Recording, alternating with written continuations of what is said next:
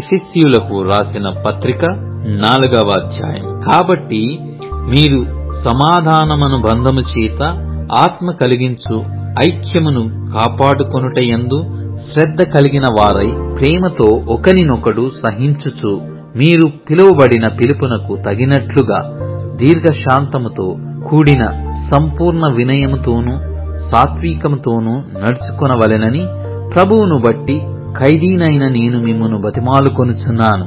శరీరమొక్కటే, ఆత్మ ఒక్కడే, ఆ ప్రకారమే మీ పిలుపు విషయమై ఒక్కటే నిరీక్షణ యందుండుటకు పిలువబడితిరి.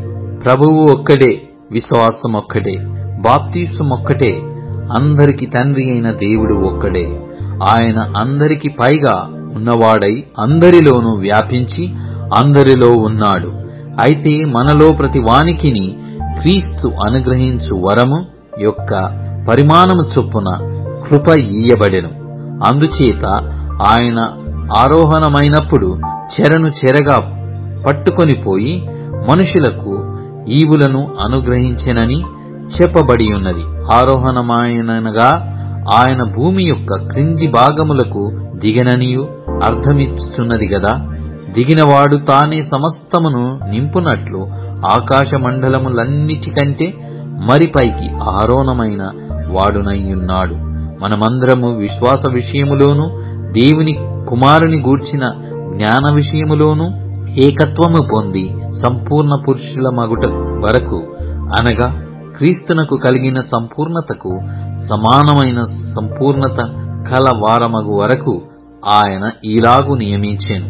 పరిశుద్ధులు సంపూర్ణులగునట్లు క్రీస్తు శరీరము క్షేమాభివృద్ధి చెందుటకును పరిచర్య ధర్మం జరుగుటకును ఆయన కొందరికిని అపోస్తులను గాను, కొందరిని ప్రవక్తలను గాను, కొందరిని సువార్తికులను గాను, కొందరిని కాపరులను గాను, ఉపదేశకులను గాను నియమించెను.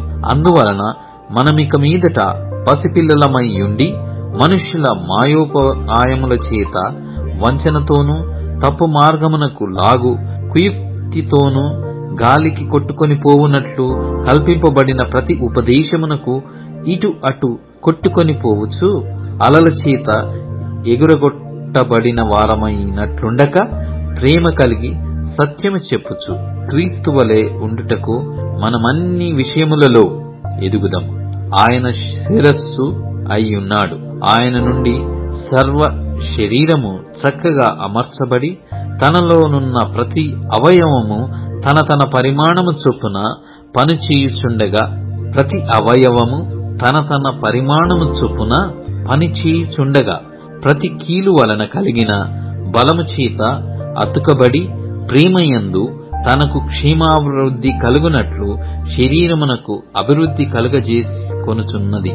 కాబట్టి అన్యజనులు నడుచుకొనున్నట్లు మీరిక మీదట నడుచుకొనవలదని ప్రభువునందు సాక్ష్యమిచ్చుచున్నాను. వారైతే అంధకారమైన మనస్సు గలవారై తమ హృదయ కాఠిన్యము వలన తమలో నున్న అజ్ఞానము చేత దేవుని వలన కలుగు జీవములో నుండి వేరుపరచబడిన వారై తమ మనస్సు నాకు కలిగిన వ్యర్థత అనుసరించి నడుచుకొనుచున్నారు. వారు సిగ్గులేని వారయ్యుండి నానా విధమైన అపవిత్రతను అత్యాశతో జరిగించుటకు తమ్మును తామే కాముకత్వమునకు అప్పగించుకొనిరి.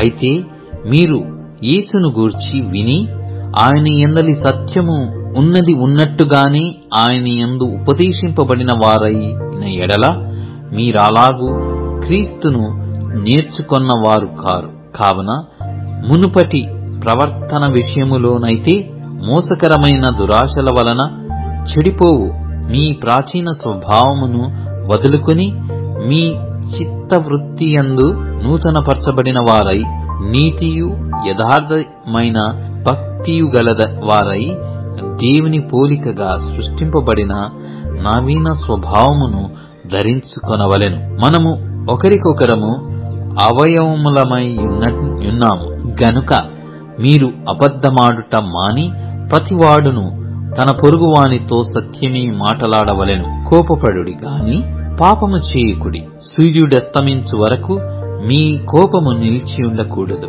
అపవాదికి చోటియకుడి.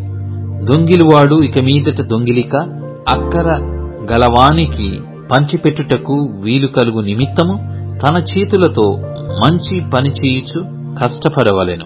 వినువారికి మేలు కలుగునట్లు అవసరమును బట్టి క్షేమావృద్ధికరమైన అనుకూల వచనమే పలుకుడి గాని దుర్భాష ఏదైనను మీ నోట రానీయకుడి. దేవుని పరిశుద్ధాత్మను దుఃఖపరచుకుడి. విమోచన దినము వరకు ఆయన యందు మీరు ముద్రింపబడి ఉన్నారు. సమస్తమైన ద్వేషము, కోపము, క్రోధము, అల్లరి, దూషణ, సకలమైన దుష్టత్వము మీరు విసర్జించుడి. ఒకని ఎడల ఒకడు దయగలిగి కరుణాహృదయులై క్రీస్తునందు దేవుడు మిమ్మును క్షమించిన ప్రకారము మీరును ఒకరినొకరు క్షమించుడి.